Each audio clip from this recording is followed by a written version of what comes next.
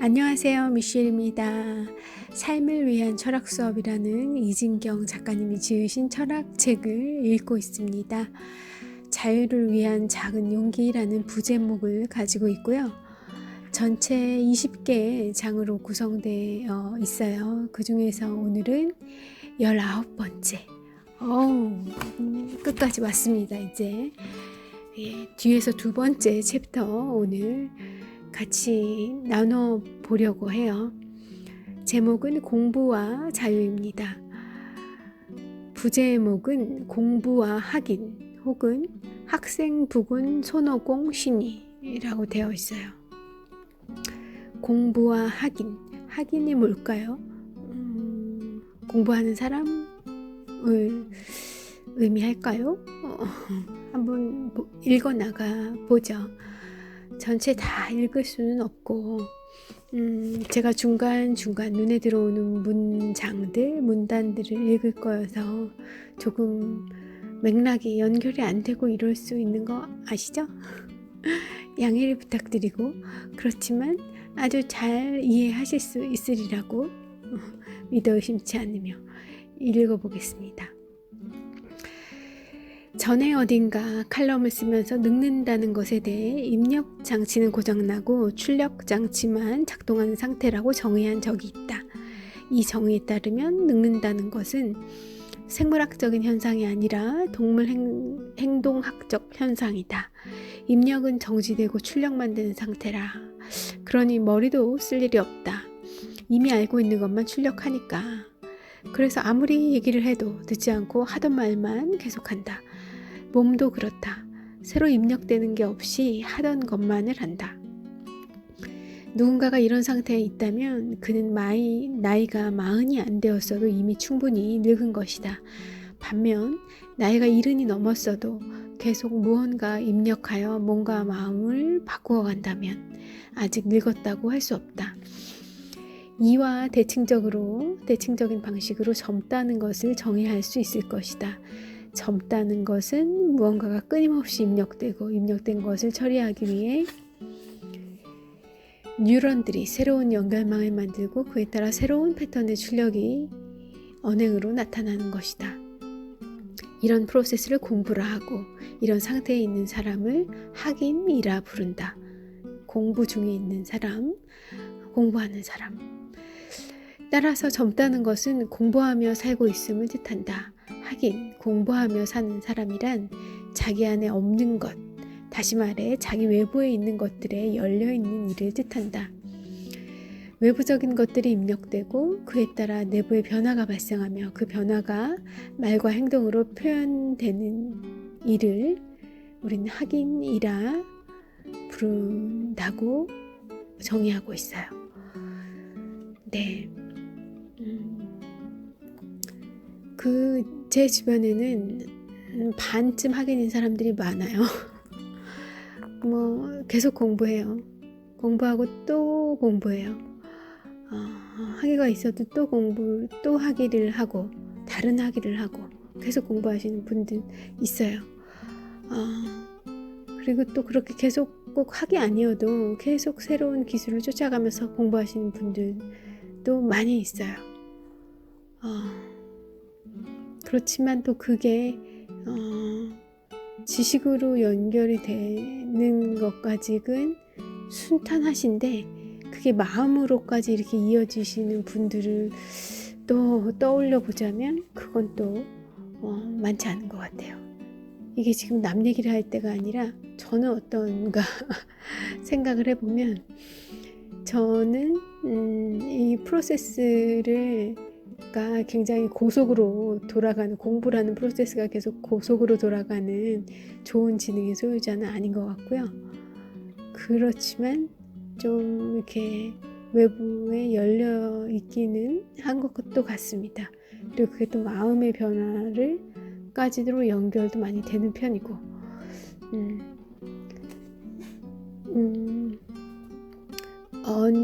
어렸을 때는 제가 아는 게 다라고 생각하지 않았지만 내가 알고 있는 게 맞는데 이렇게 나왔었는데, 이렇게 배웠는데, 아니면 이렇게 책에 나왔는데, 아니면 뭐 이런 선진사들은 이렇게 한다는데 라면 좀 정답이라고 너무 강한 신념을 가지면서 지내왔었던 시절도 있었던 것 같은데요.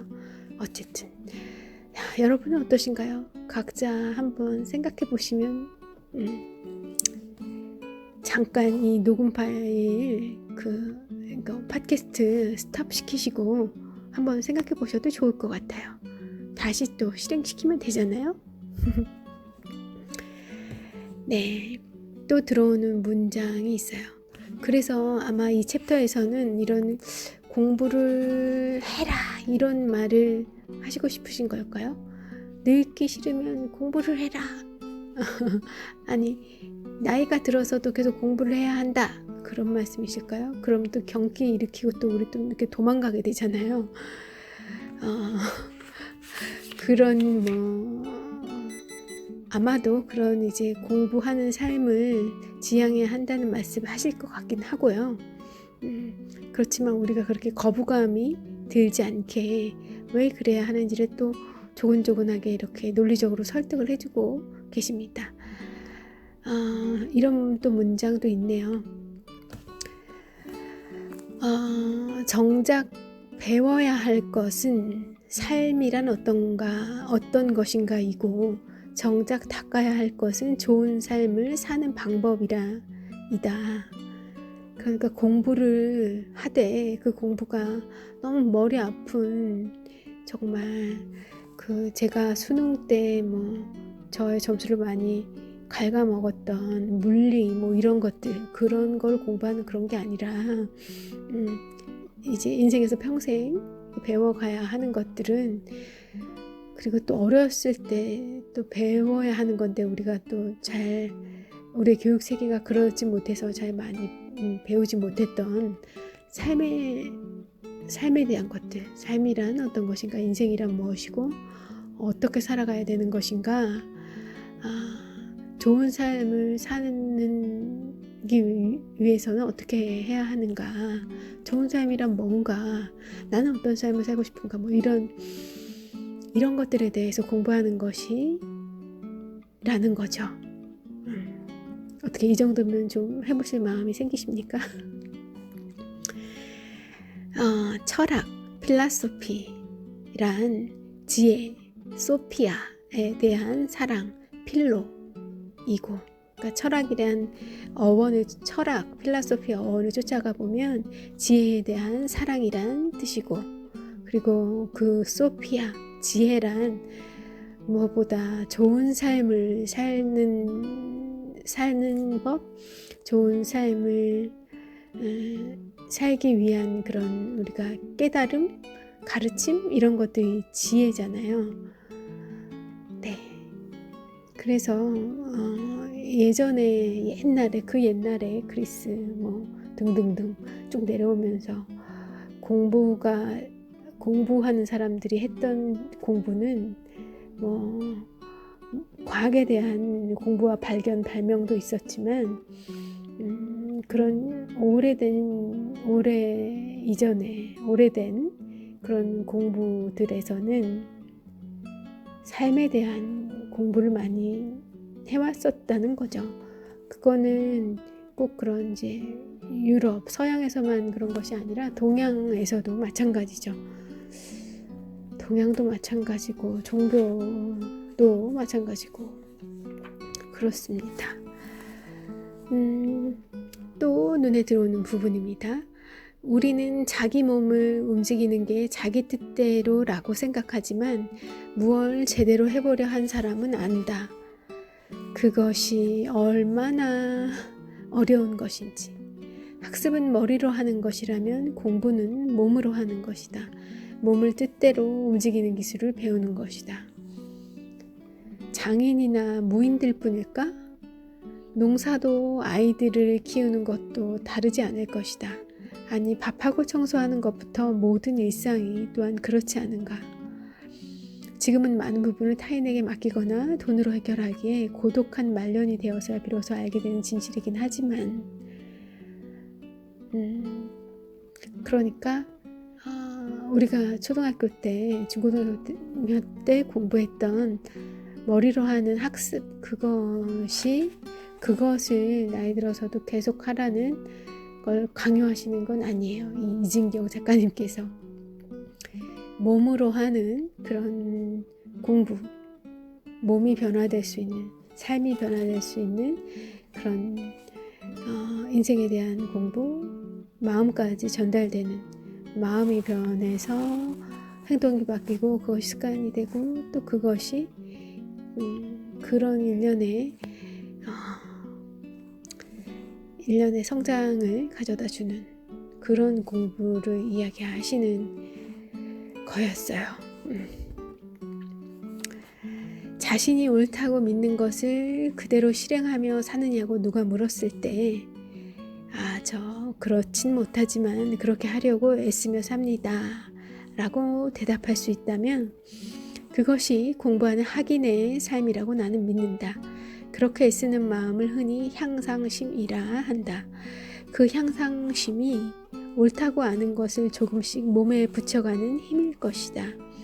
그렇기에 공부가 선가에서 흔히 말하는 결정적인 깨달음, 도노의 경지를 의미하는 것 같네요. 예. 깨달음에 이르지 못해도 무의미하다고는 생각하지 않는다. 그런 깨달음을 추구하는 경우에조차 깨달음에 이르기 위해 스스로의 몸과 마음을 밀고 가는 향상심이야말로 공부일 것이라고 믿는다. 그렇게 우리는 과정을 사는 존재인 것이니까 도란 목적지가 아니라 바로 그 과정을 지칭하는 말 아닌가. 그래요. 저는 100% 공감되는 그런 얘기입니다. 안이감만 못한 것은 없어요. 이런 여러분 어떻게 삶에 대해 공부하고 싶으신 마음들이 부끈부끈 솟아오르고 있으신가요? 안 그러면 제가 낭독을 잘못하고 있는 건 아닐런지. 자, 자신이 얻고자 하는 것을 얻고 부수고자 하는 것을 부수는 능력이 그걸 어디다 어떻게 써야 하는지에 대한 통찰이 없는 이에게 주어지면 세상을 불행하게 할 뿐 아니라 그 자신의 삶조차 불행하게 만든다. 거대한 권력이 욕심 많고 편협한 이에게 주어진 경우처럼 불행하게 만든다는 거죠. 이는 최근에 몇몇 정치가들이 아주 잘 보여주지 않는가. 이를 그저 수도승이나 정치인만의 문제라고 할 수 있을까? 아니라는 겁니다. 그런 이제 수도승이나 정치인만이 그런 통찰을 우리 할 수 있어야 한다는 거죠. 네. 공부는 몸의 연마, 기술의 연마에서 마음의 연마로 넘어갈 때 밖을 향하던 시선이 자신을 향할 때 비로소 거기서 시작된다. 네, 여기서 중요한 이제 말씀이 나와요. 그래서 삶에 대해서 공부를 하라고 말씀을 하셨는데 공부를 하자라고 권유를 하시고 계신데 그 공부란 이제 마음까지 넘어가야 된다는 거고요. 몸을 움직이고 마음으로 넘어가는 그런 공부여야 한다는 거고 그러려고 하면 밖을 향하던 그런 시선을 자신을 향해서 그런 시선과 관점을 자기 내면으로 그 시선을 돌렸을 때 거기에서 비로소 시작할 수 있다는 아주 중요한 말씀을 하고 있어요. 밖을 향해 있던 시선이 안을 향한다 함은 대상이 아닌 자기 자신으로 시선을 돌리는 것이다. 자신의 삶을 향해 돌리는 것이다. 그것을 통해 몸은 관성적이고 습관적인 지금까지의 삶에서 벗어나 다른 삶을 향하게 된다. 장인적인 기술이나 술법의 숙련, 학습 이런 것들은 필요한 동작을 아무 생각 없이 할 수 있도록 훈련하는 것이다. 습관적인 움직임이 되도록 만드는 것이다. 그래서 그것은 익숙해지는 순간 습관적으로 행하게 된다. 습관이 되고 나면 생각 없이 행하게 되고 관성의 선을 따라가게 한다.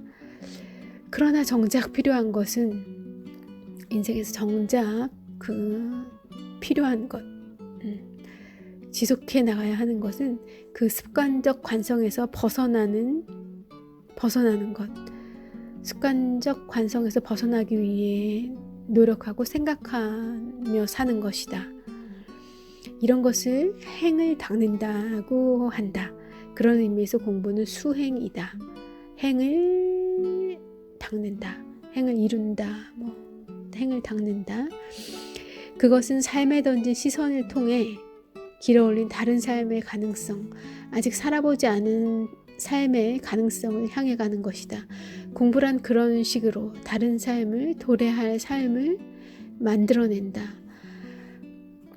네, 이 부분에서 이 책의 주제인 자유랑 공부가 연결이 되는 것 같습니다.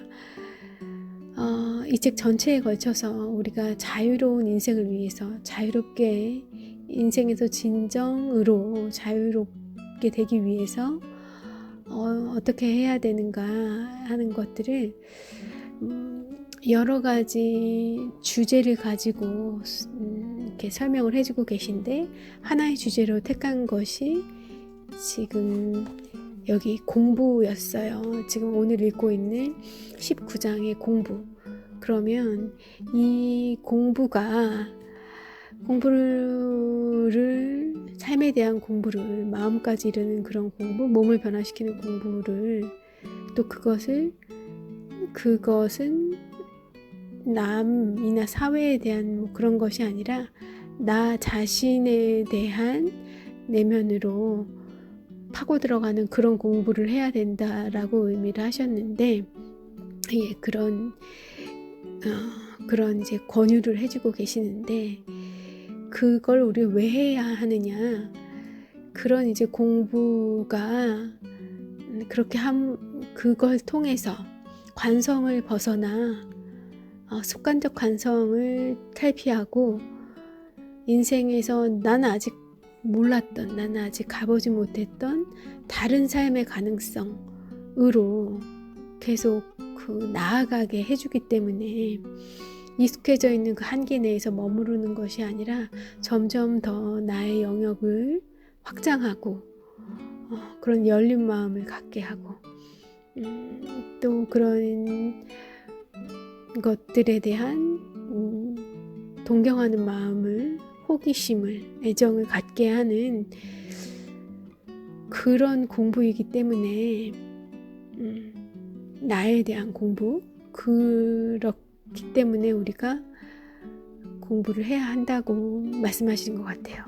본인의 자기를 향한 그런 공부를 그렇게 함으로써 인생이 한층 자유로울 수 있다. 관성에서 벗어나서 넓은 세상, 넓은 내가 아직 가보지 않은 그리고 살아보지 않은 다른 차원의 다른 공기에 다른 관계에 그런 삶의 가능성을 만들어주는 것이기 때문에 공부를 하라고 이렇게 권유를 하시는 것 같습니다. 도래할 삶을 만드는 것은 이전의 삶에 기대어 그것을 벗어나야 한다는 사실은 아주 난감한 딜레마를 포함하고 있다. 그것은 습관이나 기억에 기대면서 동시에 그것에 의해 유지되는 동일성을 벗어나야 한다. 새로운 삶을 향해 이탈의 선을 그리면서 이전의 삶이 주는 안정감과 편안함을 방어하려는 자기 자신과 대결해야 한다. 그래서 공부는 생각보다 어렵다. 항상 자기 자신과 싸워야 하기에 확인이 넘어야 할 가장 어려운 곡에 그것은 바로 자기 자신이다. 자기 자신의 삶이다. 네, 마지막 문단 정말 100만 번 공감합니다. 요새 아주 절감하고 있어요.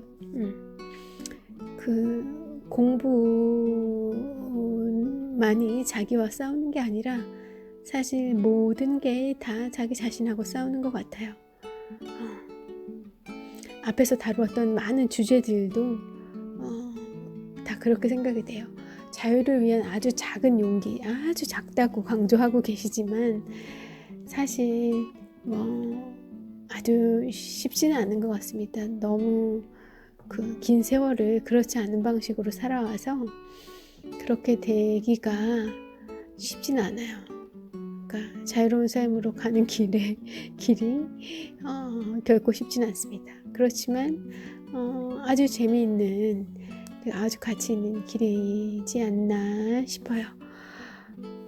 네, 오늘 녹음 여기까지 하겠습니다. 함께 해주셔서 감사하고요. 다음번에는 마지막 챕터가 기다리고 있습니다. 함께 해주시면 좋겠습니다.